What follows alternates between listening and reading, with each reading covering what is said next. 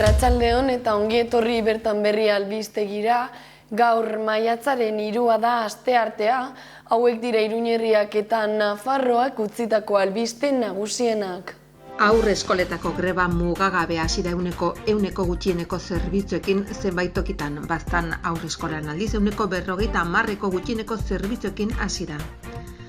Zunbileko 70 urteko emakumea hil egin da Narbarte eta Legasa artean gertatu den autoistripuan, errepide zaharraren eta 121 errepide berriaren arteko bidegurutzean.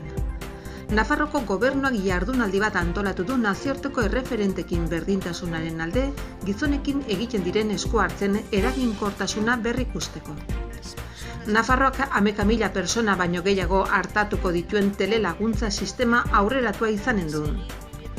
Ideiak loratuz erakusketak Nafarroko landa eremuan garatutako ekintzailetzaren adibideak erakusten ditu. Datorren ostiralean estrenatuko dute aurtengo Jaso ikastolaren musikala, Zutan du izena eta 20. mendearen hasieran kokatzen da. Iruñeko baluartek astearte honetan jarriko ditu salgai Sanfermietan su artifizialek ikusteko sarrerak. Iruñako alkateak 100 urte dituen iruindarra Catalina Saldias Aristraineri harrera egin dio udaletxean. Trinitarios, Milagrosa Mendebaldea eta Sanduzela hirietan 5 disuasio aparkaleku debaldezko aparkaleku bihurtuko ditu Iruñak lehenengo 24 ordutan. Herritarren partaidetzak debaldezko 17 ikastaro eskainiko ditu maiatza eta ekainerako trebetasun sozial eta teknologikoi tresna parte hartzailei eta elkarten kudeaketari buruz. Maiatzaren 6 arte sakanako, Baztan Bidasoako eta Mendialdeko 45 udalerritako herritarrek ekarpenak eta konsultak egin ditzakete klima eta energia jasangrirako ekintza planen lehen zirriborroaren inguruan.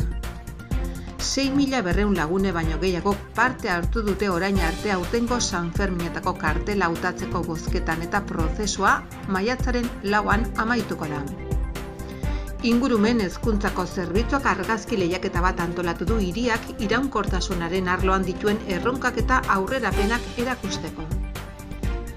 Maiatzaren 29erako Baztango 17. mendi itzulia antolatu du Baztango mendigoizalea taldeak eta Amaiurko gudaren 500. urteurrenari erreferentzia eginen dio.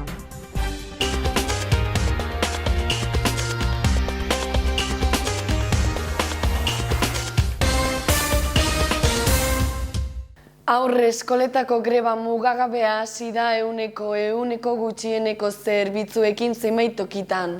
Baztan haurreskola aldiz 50% gutxieneko zerbitzuekin hasi du greba. Nafarroko haurreskoletan greba mugagabea abiatu dute polemika handiarekin. Hezitzaileen eskaerak umeen ratioa jaistea eta soldatak igotzea dira, baina grebara jo dutenean hainbat tokitan administrazioak ezarritako zerbitzu minimoak ehunekoak izan dira, eta horixe bera salatu egin dute Sarrigunengo haurreskolan. Ondoren hainbat guraso protesta egin dute hezkuntza departamentoren aintzinean hezitzaileen eskaera babestuz. Baztango haurreskolan gutxieneko zerbitzuak 50%koak izango dira, ikastetxean dituzten 3 klasetako bakoitzean 2 hezitzaile daudela azaldu dute. Horietako batek greba egingo du egunero eta bere taldea ez da eskolara joango. Bestea berriz bai, hezitzaile batek greba egingo du astelehenean, asteazken eta ostiraletan eta astearte eta ostegunetan. Hurrengo astean txandak aldatuko dira, gauza bera egingo dute garbiketako langilekin 2 pertsona. Bakoitzak astean 3-4 egunetan lan egingo du eta hurrengoan alderantziz. Jantokiko langileen kasuan egunero lan egingo dute, baina 3 ordu lan egin beharrean 1 ordu eta erdiz. Behin eta berriz errepikatu dugu 2007ko dekretuak jasotzen duen ohiko ratioa ankerra dela. 0-1 geletan hezitzaile bat 8 umeentzat. 1-2 geletan hezitzaile bat 12 umeentzat. Eta 2-3 geletan hezitzaile bat 16 umeentzat. Ratio horiekin ezin dira etapa honetako haurren beharrak hasi. Hain zuzen ere, hau gu grebara jotzeko arrazoi nagusienetako bat da.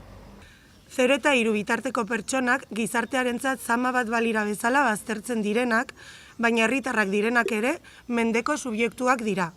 Etengabe zainduko dituzten pertsona helduak behar dituztenak, eta hori oso argi geratu behar da. 2007ko dekretuak hezitzaile bakoitzeko ezartzen duen haur kopuruaren ondorioz, ezinezkoa da helduon etengabeko ikuskapena eta presentzia hori bermatzea. Eta horregatik diogu, ratioa arriskutsua eta ankerra dela. Hemen, jende guztiak beste alde batera begiratzen duenez, grebara deitzea erabaki dugu. Komunitatearentzat funtsezko zerbitzua garenez, administrazio publikoek gutxieneko zerbitzua ezarri behar izan dituzte. Alde batetik, udal batzuek erabaki dute gutxieneko zerbitzutan gaudela beti eta ezinezkoa dela eskoletan langile gutxiago egotea. Hala, 100% gutxieneko zerbitzuak ezarri dituzte. Bestalde, beste udal batzuek aurrezitzaileen kolektiboaren aldarrikapenak babesten dituzte. Eta 150, 60 eta 70ko gutxieneko zerbitzuak ezartzea erabaki dute. Eta azkenik, hezitzaileek greba egiteko dugun eskubidea eta familiek beren seme alabak eskolan utzita kontziliatu ahal izateko duten eskubidea errespetatzea erabaki duten udalak daude. Baina ahaztu egiten zaie haurrek beti jasotzen duten arreta jasotzeko dituzten eskubideak errespetatzea, naiz eta hori beti bezala erabat eskasa izan. Eta erabaki dute grebak irauten duen bitartean ratioak bikoiztu egin daitezkeela. Azken modalitate hori erabateko astakeri, arduragabekeria eta arriskua da. Nork izango du ikasgeletan gerta daitekenaren erantzunkizuna? Bitxiena da, udalak ere ziklonen utzikeriaren biktima direla. Ez dakite nola asmatu gutxieneko zerbitzuak ezartzerako orduan, eta Nafarroako gobernuaren eta hezkuntza departamentuaren erantzunkizun eza agerian geratu da berriro.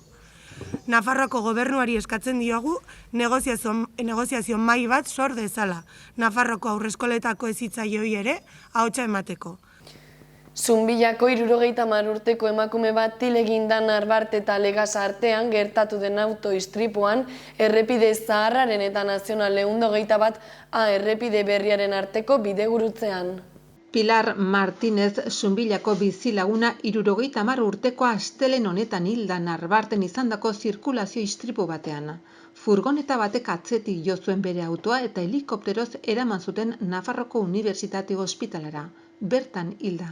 SOS Nafarroa Koronozko Parkeko suhiltzaileak anbulantzia medikalizatu bat eta inguruko talde medikoa bertaratu ziren eta bihotz biriketako bizkortzeko maniobrak egin zizkioten 15 minutuz. Foruzaingoaren argiketa brigadako agentek ere joan ziren egin bidez arduratzera. Osasun garraiorako helikopteroak Nafarroko ospitalera eraman zuen emakumea eta bizirik ospitaleratu zuten, baina egoera kritikoan ordu bat geroago haren heriotza baieztatu zen. Nafarroko errepidetan izandako zirkulazio istripu batean aurten bizia galdu duen 10. persona da. Pilar Martínez Nafarroan erretiro hartzen zuen medikuntzako 74 profesionaletako bat izan zen eta udalak bere lana eskertzeko txupinazo botatzeko izendatu zuen abuztuko bestetan. Nafarroako gobernuak jardunaldi bat antolatu du nazioarteko erreferenteekin berdintasunaren alde gizonekin egiten diren esku hartzeen eraginkortasuna berrikusteko. Nazioan eta nazioartean erreferentziazkoak diren 8 espezialista Iruñan elkartuko dira maiatzaren 26an osteguna, Nabik sustatutako topaketa batean maskulinitate programek gizartean duten eragina berrikusteko. Gizonekiko esku hartzeak helburuak berrikusi eta doitzeko gunea izenburupean Nafarroko Berdintasunerako Institutuak jardunaldi tekniko bat antolatu du datorren maiatzaren 26rako. Berdintasunaren aldeko ekintzek gizonei bakarrik zuzentzen dizkieten ondorioak aztertzeko. Hizlariak hauek izango dira Luis Bonino mikromachismoa kontzeptuaren sortzailea Miguel Angel Arkona da, Hezkidetzan erreferentea Susana Kobas emakumeen eguneroko bizitzari aplikatutako feminismoan aditua, eta Fabien Lujan, Mikel Otxotorena eta Olmo Morales gizonekin lanean adituak eta Mexikotik Luis Botello eta Roberto Garda.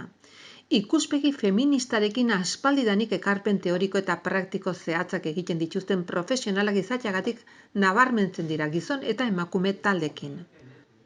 Nafarroko Berdintasun Institutuak azaltzen duenez, emakumen eta gizonen arteko berdintasuna lortzeko emakumen ahalduntzea sustatzeaz gain beharrezkoa da gizonek beren portaeren eta privilegioen inguruko hausnarketa egitea, emakumeekin ezartzen dituzten harremanak eraldatzeko.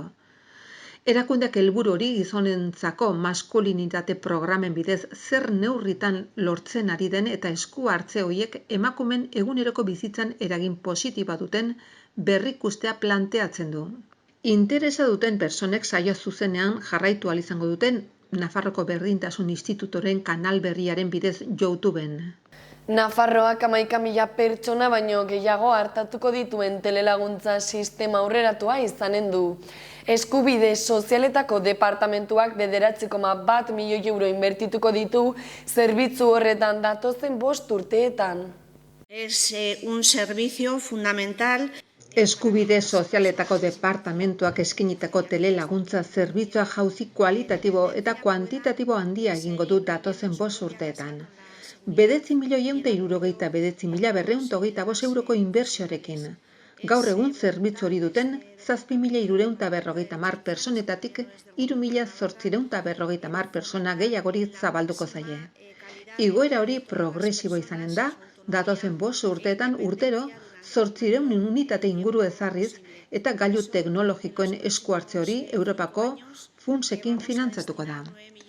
Finkatutako zerbitzua da eta erabiltzen duten personek oso ongi baloratu dute. Halaber, funtseskoa da personek beren etxean bizitzen jarraitu ahal izateko eta erabiltzaileri naiz haren famili inguruneari segurtasuna eta laguntza emateko. Eskubide sozialetako kontseilaria Mari Carmen Maeztuk eta diru laguntzen programen eta kudeaketaren ataleko buru Pilar Ferrerok zerbitzu berri horren xehetasunak azaldu dituzte. Zerbitzu berri horrekin zaharkituta dauden egungo ekipoak berritzea, erabiltzaile gehiagorengana zabaltzea eta telelaguntza aurreratua sartzea aurreikusi du Gizarte Eskubideen Sailak. Era berean, Nafarroko eremu guztietara iritsi ahal izatea espero da, batez ere landa eremuetan eta jenderik gabeko tokitan.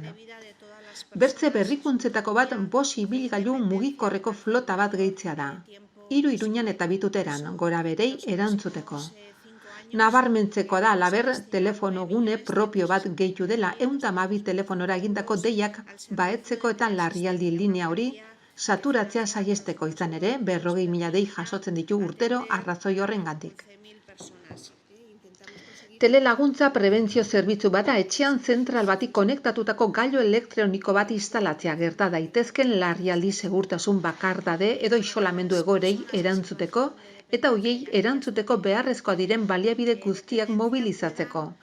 Helburua da pertsonek bere autonomiari eustea eta beren bizitza garatzen duten ingurunean geratu ahal izatea. Etengabeko arreta eskaintzen du eguneko 24 ordutan eta urteko egun guztietan. Ideiak loratuz erakusketak Nafarrako landa eremuan garatutako ekintzailetzaren adibideak erakusten ditu, Kristina Saralegi hildako baserritar ekintzailea omendu dute erakusketa honen inaugurazioan eta ostiralean hilak 6 izango da ikusgai geltokin. Gure lehen sektorearen eta gure landa eremuaren bultzada eta gogoa Nafarroako gizarteari jakitera eramateko. Muchas gracias, mila esker. Berak esaten zuen bezala, aukera asko daude, ez bakarrik hirietan, baizik eta ere baiaretan eta herrietan. Itziar Gomez landagarapeneko eta ingurumeneko kontseilariak inauguratu du departamentuaren ekimenez ideiak loratuz erakusketa. Lehen sektoreko diversifikazioari buruzkoa eta Nafarroko landa ingurunean ekintzailetza kasu desberdinak erakusten dituena. Irekiera ekitaldian, Kristina Saralegi otsailaren amaieran hiltzen Leitzako baserritarra oroitu dute.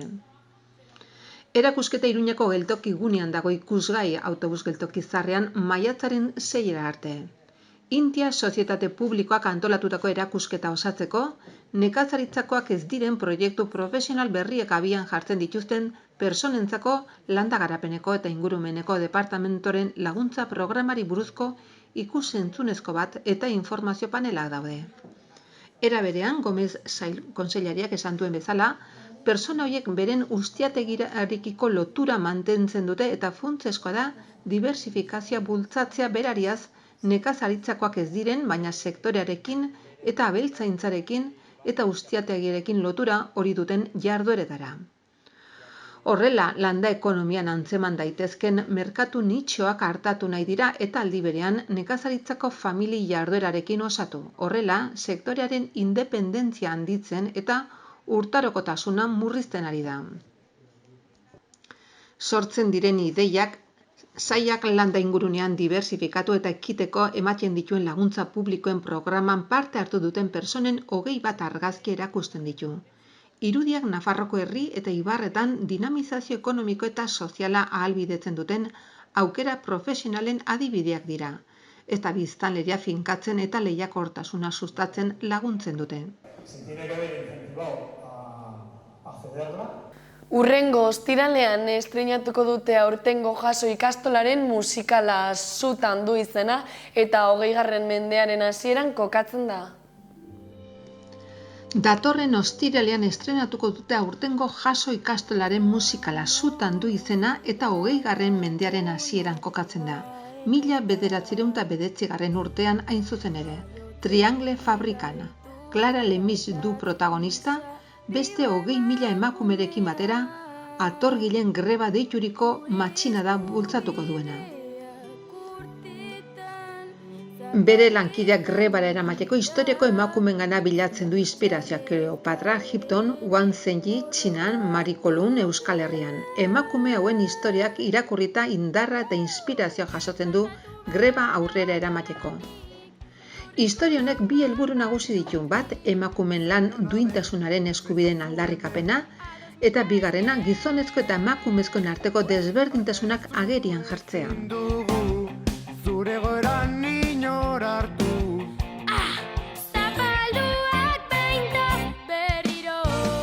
Barkatu, ez dut ongi ulertzen, biok gaude mena seguruak saltzen. Ordutegi berdinak lan berdintsuak desberdin kobratzen. Zer diozu? Lan egiten dut berak bezala, biak gara berdinak. Talan baldintzak ez dira parekoak, ez dira ez.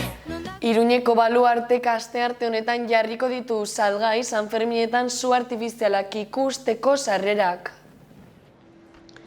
Iruñeko baluartek astearte honetan jarri ditu salgai Sanferminetan su artifizialak ikusteko sarrerak.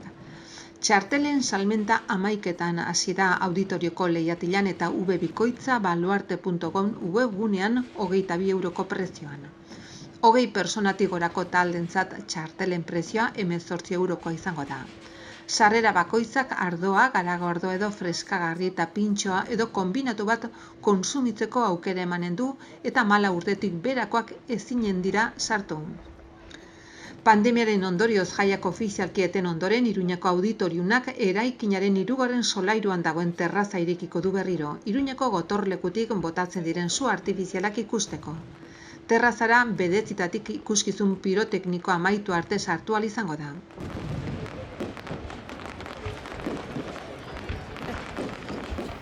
Iruñeko alkateak 100 urte dituen iruindarra Catalina Zaldias Aristraineri harrera egin dio udaletxean.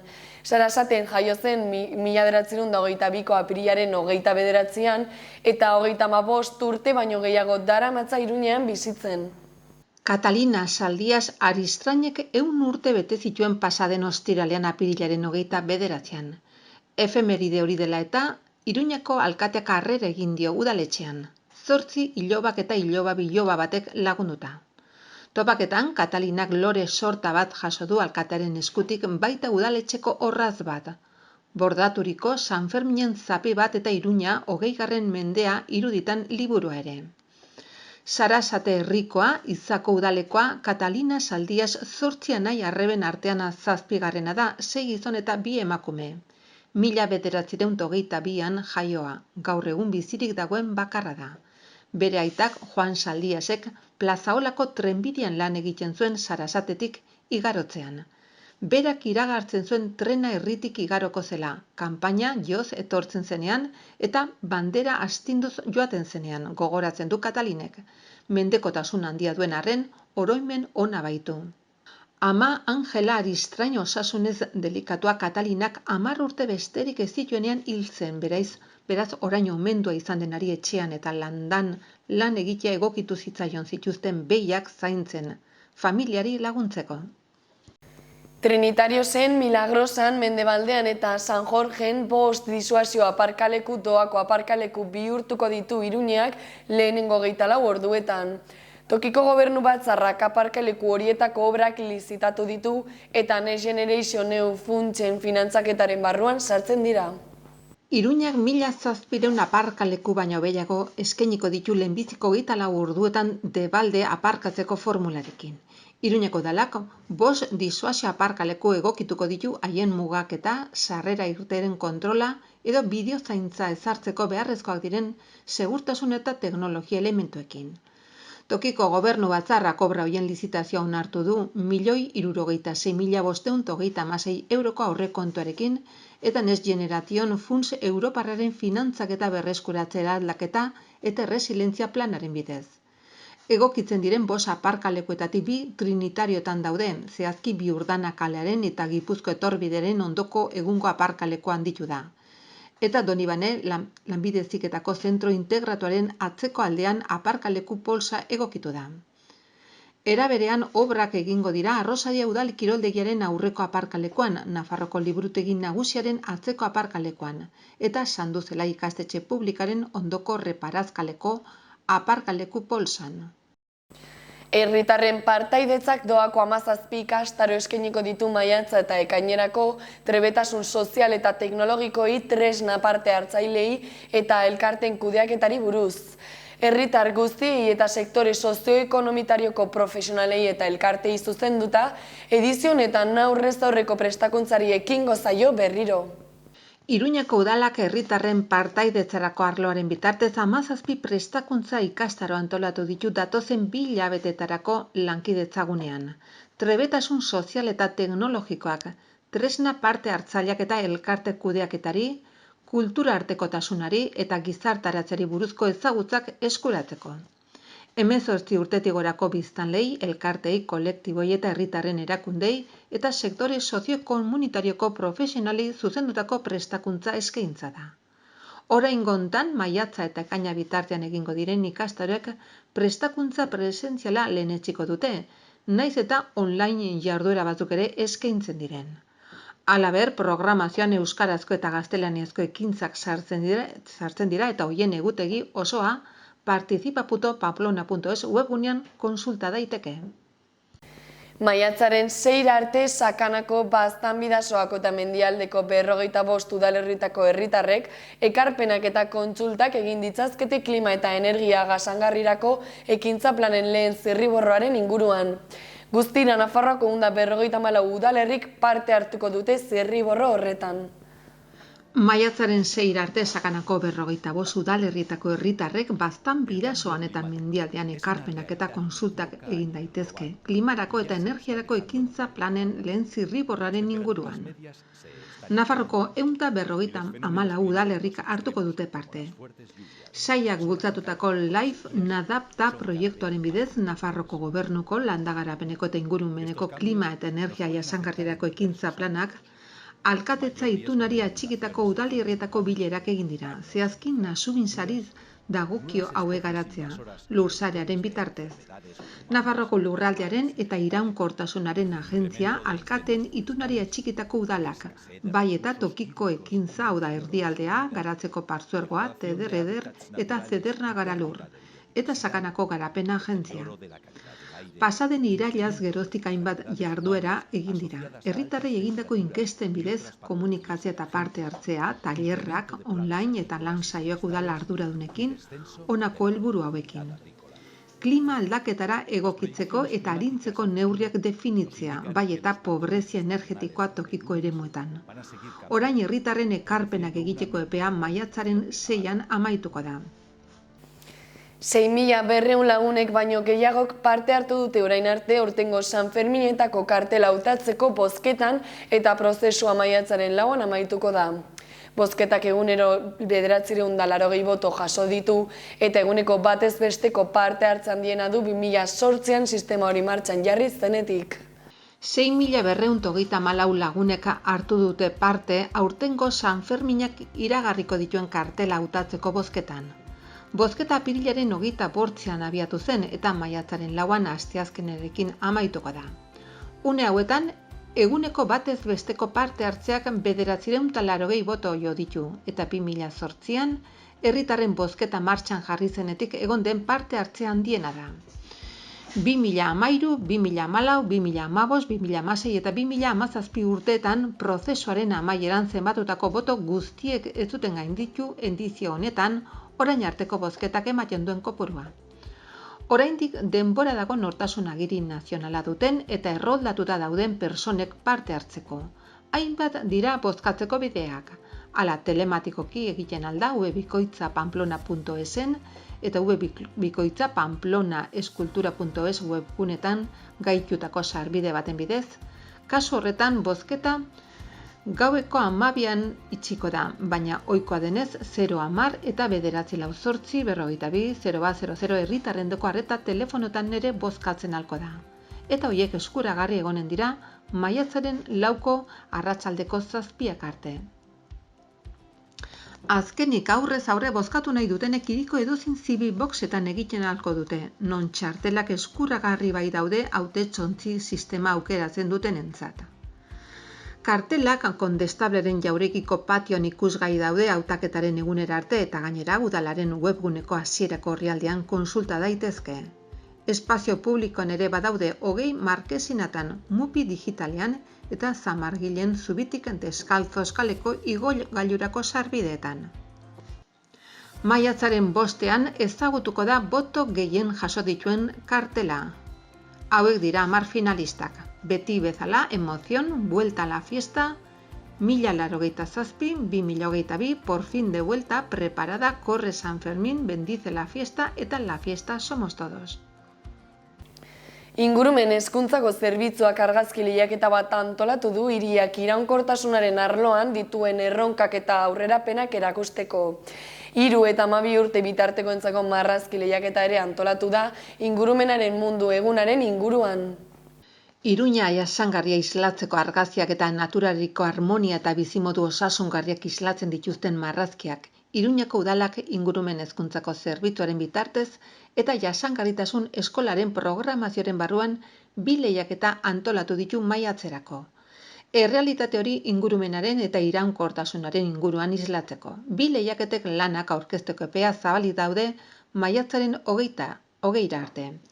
Argazki lehiaketa 16 urtetik gorakoentzat da, bilatu jasangarritasunaren arloan Iruñak dituen erronka eta aurrerapen nagusiak erakusten dituzten irudiak. Lehiaketa honen helburua da parte hartzailek beren ingurunea aztertzea, planetarekin dugun konpromisoan aurrean ditugun erronkak biztaraztea eta argazki batean harrapatzea beste pertsona batzuei horren garrantzia eta inpaktua jakinarazteko. Irudi irabazleak kit bat jasoko du sari gisa, 200 euroko balioa duen bizitza jasangarriago batean hasteko. Parte hartzaile bakoitzeko gehienez 2 argazki onartuko dira, argitaragabeak eta beste ezein lehiaketetan erabiligabeak. Maiatzaren 29rako Baztango 27. mendi itzulia antolatu du Baztango mendigoizaleak taldeak eta Amaiurko guduaren 500. urteurrenari erreferentzia eginen dio. Izen ematea online egin daiteke maiatzaren 27 arte. Baztango 27. mendi itzulia antolatu du Baztango mendigoizaleak taldeak eta Amaiurko gudaren 500. urteurrenari erreferentzia eginez. Amaiurrek Baztanekin zituen mugetatik barna eginen du itzulia. Alkurruntz mendiko mugarria aspaldian desagertu zen eta Amaiurko herriak berria jartzea erabaki du, baina harriaren idazki aldatuz. 1522-2022 jarri du aurten Gazteluan gertatutako borrokaren 500. urteurrena gogorazteko. Maiatzaren 29an eginen da itzulia eta 2 ibilbidea izanen dira. A ibilbidea 28 kilometroko izanen da, 2000 metroko desnibelarekin eta 7 abiatuko da Amaiurtik. B ibilbideak berriz 20 kilometro eta 1425 metroko desnibela izanen ditu eta 7 abiatuko da herritik. Izen ematea online egin daiteke maiatzaren 27 arte edo egunean bertan 6:04 aintzinera. Amaiurren bertan. 18 euro ordaindu beharko dira eta kamisetak banatuko dituzte. Informazio gehiagorako eskuragarri dago baztangomendigoizalea.org webgunea. Hauek izan dira gaurko albiste nagusienak, eskerrik asko zuen arretagatik eta bihar arte.